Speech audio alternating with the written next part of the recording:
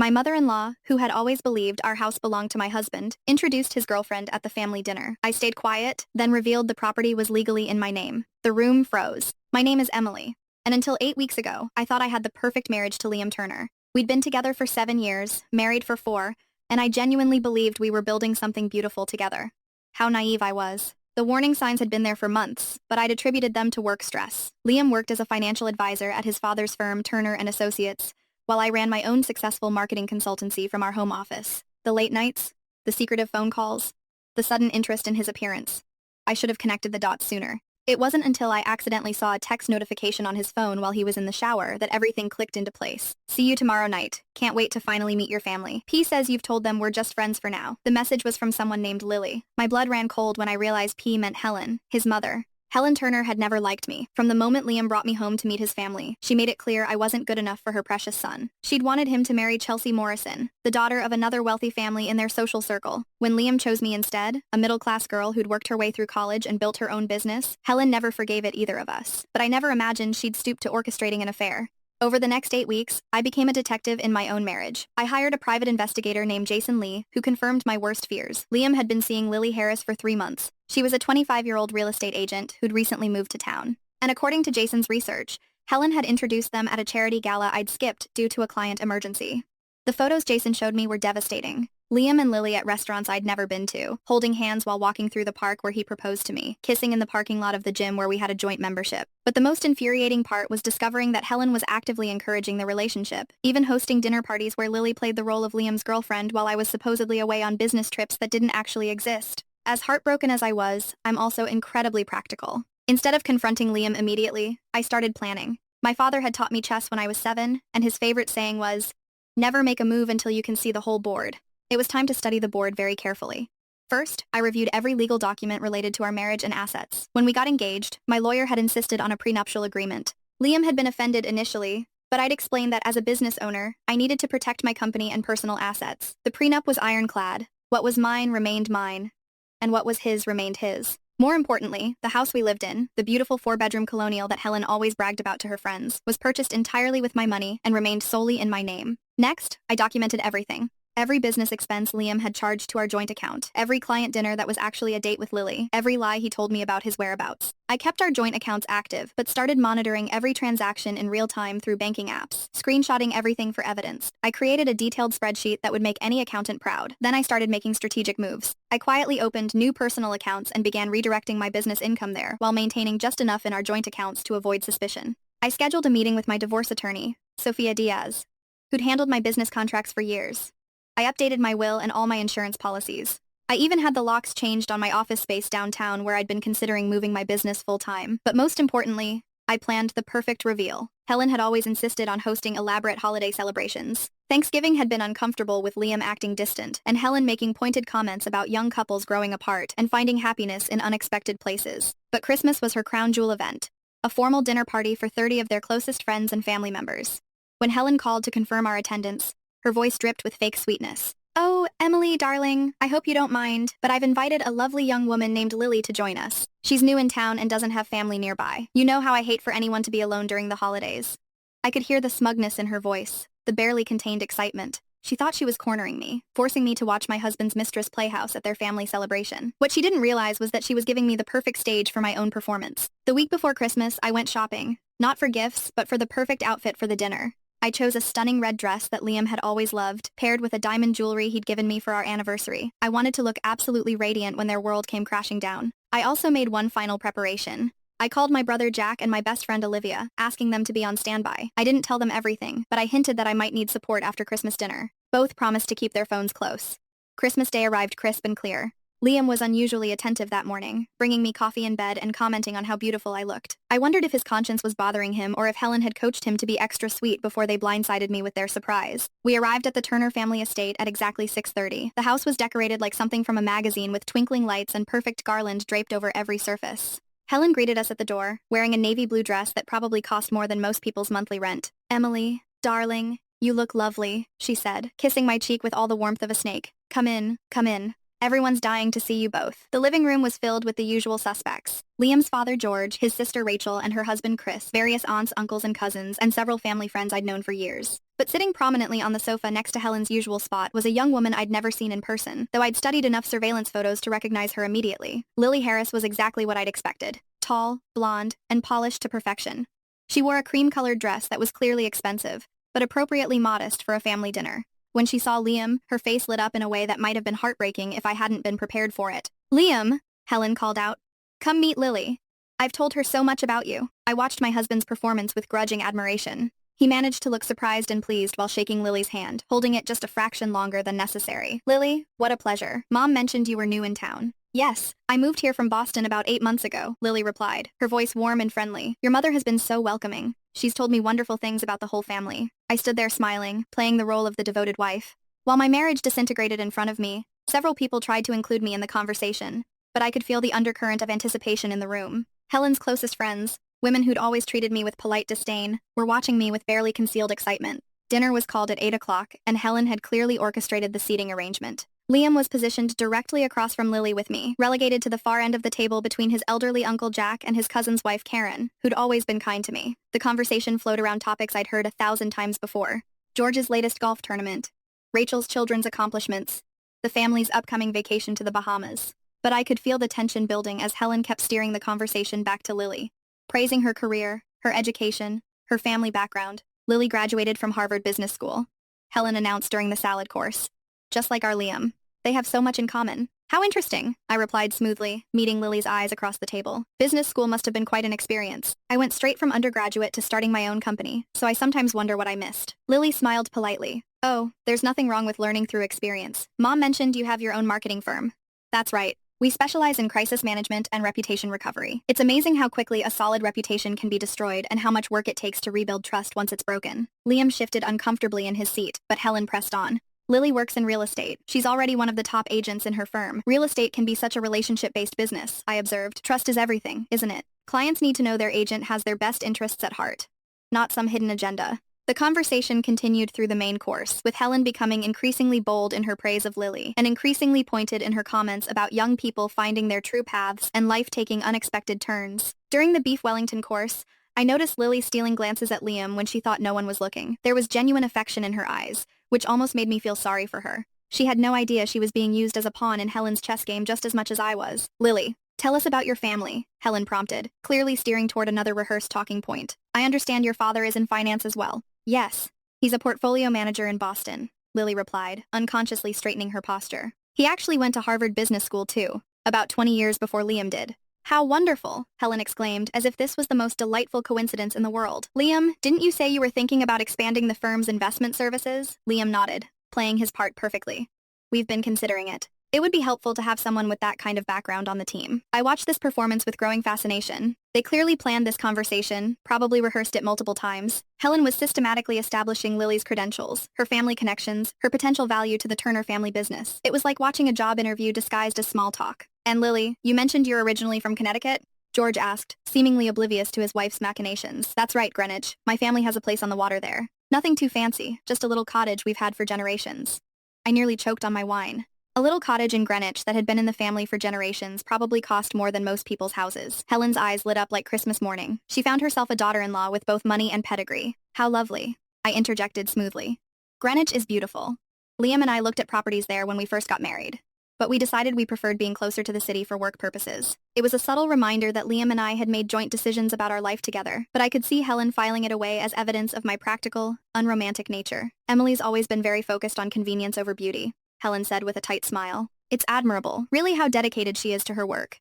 The backhanded compliment hung in the air like smoke. Several people around the table shifted uncomfortably, recognizing the subtle dig, even if they weren't sure how to respond to it. "I've always believed that loving what you do makes you better at everything else in life," I replied evenly. "When you're fulfilled professionally, you have more energy and enthusiasm to bring to your personal relationships."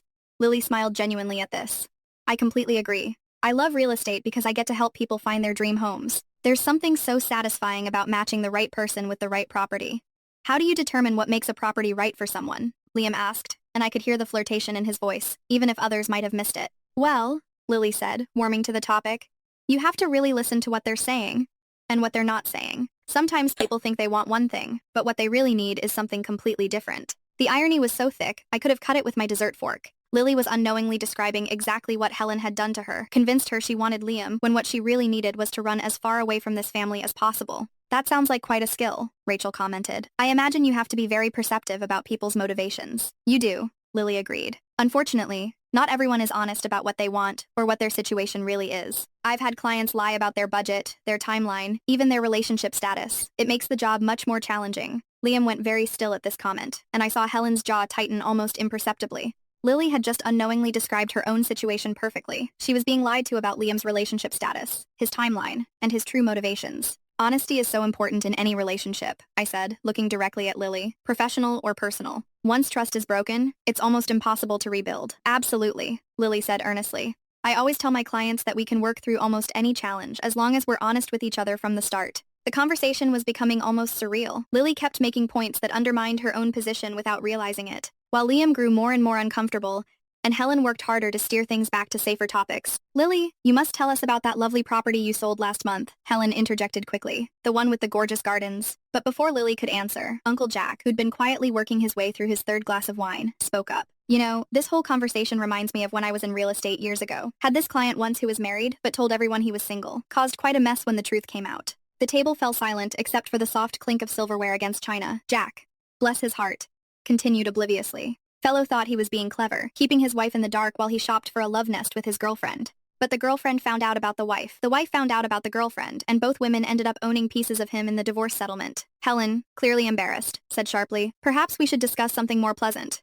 Oh, it turned out quite pleasant in the end, Jack continued cheerfully. The wife took him for everything he was worth. The girlfriend realized she'd dodged a bullet, and both women ended up much happier without him. Funny how these things work out sometimes. I raised my wine glass slightly in Jack's direction.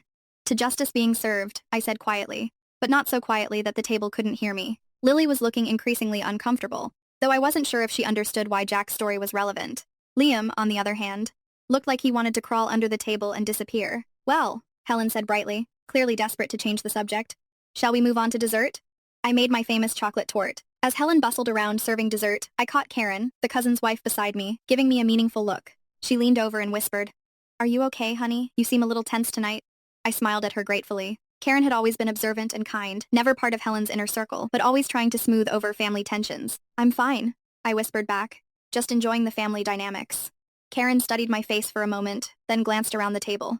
I could see understanding dawning in her eyes as she took in Helen's obvious matchmaking efforts, Liam's discomfort, and Lily's innocent participation in what was clearly a setup. "Oh my," Karen breathed quietly. "Emily, do you need?" "I've got it handled," I assured her softly, "but thank you." Karen squeezed my hand under the table, and I felt a surge of gratitude for her kindness. It reminded me that not everyone in this family was complicit in Helen's schemes. The chocolate torte was admittedly delicious. Helen might be a master manipulator, but she was also an excellent cook. I found myself savoring each bite, knowing it would likely be the last time I'd taste her famous dessert. "This is incredible, Mrs. Turner," Lily said enthusiastically. "Would you be willing to share the recipe?" "Oh, it's a family recipe," Helen replied with false modesty. "I only share it with family members." The implication was clear. Once Lily married Liam and I was out of the picture, she'd be worthy of the precious torte recipe. It was such a petty little power play, but it perfectly encapsulated everything that was wrong with Helen's worldview. "That's a shame," I said conversationally. "I've been asking for that recipe for 8 years. I guess I never quite made it into the inner circle." The comment was light enough to seem like a joke, but pointed enough to make several people uncomfortable. Rachel looked mortified. George frowned at his wife, and even Lily seemed to sense the underlying tension. "Emily, you know that's not," Helen started, but I held up my hand. "It's fine, Helen. I understand. Some things are reserved for blood relatives and future daughters-in-law." The emphasis on future was subtle but unmistakable. Lily looked confused, glancing between Helen and me as if trying to understand why a recipe was causing such tension. It was then, as I watched Lily's genuine bewilderment and saw Helen's satisfied smirk, that I realized the full extent of the cruelty in this situation. Helen wasn't just trying to humiliate me. She was using Lily to do it, all while keeping Lily in the dark about her true role in the scheme. Lily thought she was at a family dinner making friends. She had no idea she was the weapon Helen was wielding against me. That realization crystallized my resolve. When Helen made her grand announcement, I would make sure Lily understood exactly how she'd been used. Not to hurt her, but to free her from Helen's manipulation.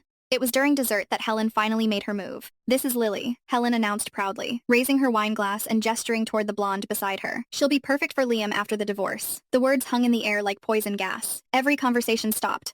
Uncle Jack nearly dropped his fork. Rachel gasped audibly. Even George, who'd clearly not been informed of his wife's plan, looked stunned, but I was ready. I calmly buttered my roll, taking my time to spread it evenly while every eye in the room focused on me. Then I looked up with my brightest smile. How nice, I said sweetly, turning to Lily. Did they mention that the house Liam and I live in is in my name, and that there's a prenup in place protecting every single asset that matters? Liam went completely still, his wine glass frozen halfway to his lips, his face draining of color as he realized the trap they'd walked into. Lily's confident smile faltered as she looked between Helen and Liam, confusion replacing her earlier composure. But I wasn't done. I'm curious, Lily, I continued, my voice conversational and friendly. When exactly did you and Liam start your relationship? Was it before or after the charity gala in June where Helen introduced you? The color drained from Lily's face. I'm not sure what you're implying. Oh, I'm not implying anything. I'm stating facts like the fact that you've been seeing my husband for 3 months, or that you've been to dinner at Marcello's 7 times together. They have excellent security cameras, by the way. Or that Helen has been hosting cozy little dinner parties where you play house while I'm supposedly out of town. Helen's mouth opened and closed like a fish. Emily, I don't know what you think you know, but what I know. I interrupted, reaching into my purse and pulling out a manila folder, is that I have a private investigator who's very thorough in his work. Would you like to see the photos, Helen? Or should I just tell everyone about the time you told Lily that once Liam divorced me, she'd be living in the big house and wouldn't have to worry about money anymore? The silence in the room was deafening. I could hear the grandfather clock ticking in the hallway, the soft clink of ice in someone's water glass, the barely audible gasp from Rachel. Liam finally found his voice. Emily, please, let's not do this here. Why not here, I asked, genuinely curious. This is where your mother chose to humiliate me in front of your entire family. This is where she thought she'd force me to sit quietly while she introduced your replacement. So, this seems like the perfect place to set the record straight. I stood up, smoothing my red dress, and addressed the room like I was giving a business presentation. For those of you who are wondering, yes, Liam has been having an affair. Yes, Helen orchestrated it. And yes, they've been planning to divorce me so Liam can marry Lily and live in what Helen calls the big house. I turned back to Lily, who looked like she wanted to disappear into her chair. The thing is, Lily, that big house, I bought it with my money before Liam and I got married, and according to our prenuptial agreement, it remains mine regardless of what happens to our marriage. Lily's voice was barely a whisper. Liam told me you were separated. He said you were just waiting to make it official after the holidays.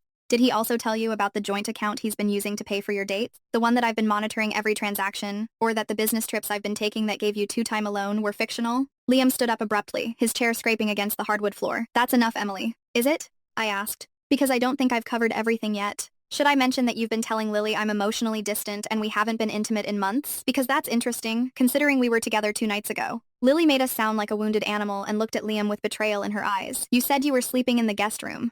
You said you hadn't. That you two weren't. He lied, I said simply. About a lot of things. It turns out Helen finally found her voice again. But it came out as a screech. How dare you come into my home and make these accusations? Liam deserves better than someone who cares more about business than her own marriage. You're absolutely right, I agreed. Liam does deserve better. He deserves someone who's honest with him. Someone who doesn't orchestrate affairs behind his back. Someone who doesn't manipulate him into betraying his wife. I looked around the room at the shocked faces of people who had known me for 7 years. For those of you who are wondering what happens now, I've already prepared divorce papers. They'll be filed tomorrow morning, but I wanted everyone to know the truth first. Marie, the cousin's wife beside me, reached over and squeezed my hand. Emily, honey, I'm so sorry. Thank you, I said genuinely. I appreciate that, and I want everyone to know that this wasn't a decision I made lightly. I tried to save my marriage. I tried to figure out what I'd done wrong. How I'd failed as a wife. I looked directly at Liam, who was staring at his plate like it might offer him an escape route. But then I realized I hadn't failed at anything. I'd been loyal, supportive, and loving for 7 years. I built a successful business while supporting my husband's career. I tried to build relationships with his family, even when they made it clear I wasn't welcome. Helen started to object, but I held up my hand. I'm not done. You see, the thing about having your own business in crisis management is that you learn to plan for every contingency. So, while Liam was planning his new life with Lily, I was planning too. I reached into my folder and pulled out a thick stack of papers. These are copies of every transaction Liam made using our joint accounts for his dates with Lily. Restaurants, gifts, even the hotel room you two used last weekend while I was supposedly visiting my sister. Lily buried her face in her hands.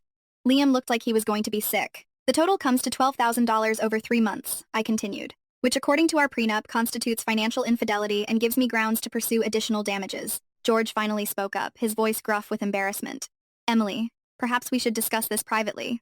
With respect, George, there's nothing private about it anymore. Your wife made sure of that when she invited Lily to publicly humiliate me. I turned to Lily one final time. I don't blame you entirely, Lily. Liam is very charming when he wants to be, and Helen can be very convincing, but you should know that the man you thought you were in love with has been lying to both of us. Lily looked up at me with tears in her eyes. I'm so sorry. I really thought, Liam said, you two were already separated. She showed me pictures of Liam looking miserable and said, "You were cold and career-obsessed." "I'm sure she did," I replied gently. "Helen's never approved of me." "But Lily, think about this. If Liam was willing to lie to me for 5 months, if he was willing to use our joint money to wine and dine you, if he was willing to let his mother orchestrate an affair rather than having an honest conversation with his wife about problems in our marriage, what does that tell you about his character?" The room was so quiet I could hear the furnace kicking on in the basement. Finally, Rachel broke the silence. "Emily, I don't know what to say. I had no idea any of this was happening." "I know," I said, my voice softer now. "Most of you didn't. And I don't hold that against anyone. But I needed you all to know the truth before you started hearing Helen's version of events." I gathered my purse and my folder, preparing to leave. The divorce will be final in 2 months. Liam can stay in the house until then, but after that, he'll need to find somewhere else to live. I'll be moving my business to my downtown office full-time, so I won't be working from home anymore. Liam finally looked up at me, and for a moment, I saw a flash of the man I'd fallen in love with. "Emily, please, can't we talk about this? Can't we try to work it out?" "Work what out?" I asked. "Liam, the lies, the cheating, the fact that your mother has been actively sabotaging our marriage for 5 months while you went along with it." He opened his mouth to respond, but I held up my hand. "Actually, don't answer that because here's what I've realized over the past few weeks. I don't want to work it out. I don't want to be married to someone who solves problems by having affairs. I don't want to be part of a family that thinks humiliation is an acceptable form of entertainment." I looked around the room one last time. To those of you who've been kind to me over the years, thank you. I'll miss you. To those of you who haven't, well, I won't. As I headed toward the door, Lily called out behind me, "Emily, wait." I turned back to see her standing, her face pale but determined. "I'm sorry. I'm so sorry. I never would have if I'd known he was lying." "I believe you," I said honestly. "But Lily, you need to ask yourself why Helen was so eager to break up her son's marriage, and you need to ask Liam why he was so willing to let her do it." Helen stood up then, her face flushed with anger and embarrassment. "You self-righteous little," George's voice cut through his wife's rage like a knife. "Sit down. You've done enough." I smiled at George, a man who had always been kind to me despite his wife's attitude. "Thank you for 7 years of kindness, George. I'll always be grateful for that." And then I walked out of the Turner family home for the last time. The next morning, my phone rang at 7 o'clock. A.M. It was Lily. "Emily, I hope it's okay that I'm calling. I got your number from..." Well, Liam had it in his phone. "It's fine," I said, surprised by the call. "What can I do for you?" "I ended it," she said simply. "Last night, after you left. I told Liam I couldn't be with someone who could lie so easily to someone he claimed to love." "I'm sorry," I said, and I meant it. "I know you cared about him." "I thought I did. But you were right. If he could lie to you for 5 months, what was he doing to me? And Helen?" Lily's voice trailed off. "What about Helen?" "She called me last night after I got home. She was furious that I'd ruined everything by ending it with Liam. She said I was just like you, too independent and too difficult. She said I'd never find another man as good as Liam." I couldn't help but laugh. "Well, that's Helen for you. The thing is," Lily continued, "I realized something while she was screaming at me. She didn't care about Liam's happiness or mine. She just wanted to win. She wanted to prove she could break up your marriage and control her son's life." "That's exactly right," I confirmed. "I was never the problem, Lily. You wouldn't have been the solution. Helen just wanted to be in charge." We talked for another 15 minutes. Lily told me she was considering moving back to Boston, that the whole experience had left her feeling manipulated and used. I found myself giving her advice about trusting her instincts and not letting other people define her worth. It was strange bonding with my husband's mistress over how we'd both been manipulated by his mother. The divorce proceedings went smoothly, exactly as Sofia Diaz had predicted. Liam didn't contest anything, probably because he knew the evidence against him was overwhelming. The house remained mine along with my business and all my personal assets. Liam kept his share of our joint savings and his own belongings. 2 months later, I ran into Rachel at the grocery store. She looked embarrassed when she saw me, but I smiled and approached her anyway. "How are you doing, Rachel?" I'm so sorry, Emily. About everything. About Christmas dinner, about Mom, about Liam. I had no idea." "I know you didn't." "How is Liam?" She sighed. "He moved in with Mom and Dad temporarily. He's been pretty miserable, actually. I think he's starting to realize what he lost." "And Helen?" Rachel actually laughed, though it sounded pained. "She's been telling everyone who will listen that you trapped Liam with a prenup and that you seduced him away from his true love. Most people aren't buying it, especially after Lily left town and told her side of the story to several mutual friends." "Lily left?" "Yeah, about a month ago. But before she did, she had lunch with several of the women who were at Christmas dinner. She told them everything. How Mom had manipulated her, how Liam had lied to her, how she felt used by both of them." I felt a surge of pride for Lily. "It took courage to admit you'd been fooled and even more courage to set the record straight." "I'm glad she found her voice," I said. "Emily," Rachel said hesitantly, "I know this is probably too little, too late, but I want you to know that some of us never agreed with how Mom treated you. We didn't know how to stand up to her without causing a family war." "I understand," I said. And I did. Helen was a formidable woman who'd ruled her family through manipulation and emotional blackmail for decades. But maybe it's time someone did cause a war. Rachel smiled ruefully. "Actually, Dad's been giving her a pretty hard time about the whole thing." He was mortified by her behavior at Christmas dinner. They're in marriage counseling now. 6 months after the divorce was final, I received an unexpected visitor at my downtown office. Liam stood in my waiting room, looking older and tired, holding a small bouquet of flowers. "I know I don't have the right to be here," he said, when my assistant showed him into my office. But I needed to apologize. I gestured to the chair across from my desk. "Okay, I'm listening." He sat down heavily and placed the flowers on my desk. "I've been going to therapy. Individual therapy, not the couples counseling Mom suggested. And I've been thinking a lot about what happened, about what I did to you, to us. And what conclusion did you reach? That I'm a coward," he said simply. "That I let my mother manipulate me into destroying the best thing that ever happened to me. That I was too weak to stand up to her and too selfish to be honest with you." I studied his face, looking for signs of a man I'd once loved. "Why, Liam? Why didn't you just talk to me if you were unhappy?" He ran his hands through his hair, a gesture I remembered from 100 arguments. "Because I wasn't unhappy with you. I was unhappy with myself, with my job, with feeling like I was living in your shadow, with never being able to measure up to your success. So, you had an affair? So, I had an affair." He agreed miserably. "And I let Mom convince me it was your fault for being too ambitious, too independent, too focused on work. But none of that was true. No, it wasn't. It was all projection. I was the one who was too focused on work, on trying to prove myself to Dad, on trying to make enough money to feel like I deserved you." We sat in silence for several minutes. Finally, I spoke. "I would have supported you if you'd wanted to change careers. You know, if you'd wanted to do something that made you happier." "I know," he said quietly. "I know that now. But at the time, I couldn't see past my own insecurities, and Mom was so good at feeding them, at making me feel justified in my resentment. What do you want from me, Liam? Forgiveness, closure, a second chance." He looked up at me then, and I saw tears in his eyes. "I want you to know that I know what I lost. I want you to know that Lily wasn't better than you. No one could be better than you. I want you to know that the biggest mistake of my life wasn't the affair. It was not appreciating what I had when I had it. And I want you to be happy, really happy with someone who deserves you." It was the most honest thing he'd said to me in years. "Thank you," I said finally. "I appreciate you coming here and saying that." He nodded and stood to leave. At the door, he turned back one more time. "For what it's worth, Emily, you were magnificent that night at Christmas dinner. I've never seen anyone handle themselves with such grace under pressure." After he left, I sat at my desk for a long time, thinking about forgiveness and closure and the strange way life sometimes comes full circle. A year later, I was dating a wonderful man named Daniel Parker. Jason is the private investigator's brother. As it turned out, Daniel was a pediatric surgeon who found my independence attractive rather than threatening, who supported my business ambitions, and who thought my story about Christmas dinner was hilarious rather than embarrassing. We were having dinner at Romano's, the same restaurant where I confronted the evidence of Liam's betrayal, when Daniel asked me if I ever regretted how I'd handled the situation. "Do you mean, do I regret planning it out instead of just screaming and throwing things?" I asked. "I mean, do you regret exposing everything in front of his whole family instead of handling it privately?" I considered the question seriously. "No," I said finally. "Helen chose to humiliate me publicly. She thought she could corner me, embarrass me, and force me to accept her son's infidelity quietly. She thought I was weak, and you proved her wrong. I proved that actions have consequences. That manipulating people's lives for sport comes with a price. That underestimating someone because you think they're beneath you is a dangerous game." Daniel smiled and raised his wine glass. "To dangerous women and the men smart enough to appreciate them. To second chances," I countered, clinking my glass against his. "And to the wisdom to know when someone deserves one." As we left the restaurant that night, I thought about Lily, who'd moved back to Boston and was reportedly doing well in commercial real estate. I thought about Liam, who'd left his father's firm to teach high school math and seemed genuinely happier. I thought about Helen, who'd lost her position as the family matriarch after her behavior at Christmas dinner had finally convinced George to demand change. But mostly, I thought about myself. About the woman who'd sat at that dinner table a year ago, calmly buttering her roll, while her world exploded around her. She'd been strong, strategic, and ultimately victorious. She'd also been absolutely terrified. The truth was, walking away from a 7-year marriage, even a broken one, had been the hardest thing I'd ever done. Standing up to Helen in front of all those people had taken every ounce of courage I possessed. Planning my revenge had been empowering, but executing it had been terrifying. But sometimes being terrified is exactly what you need to discover how strong you really are. And sometimes the best revenge isn't getting even, it's getting out.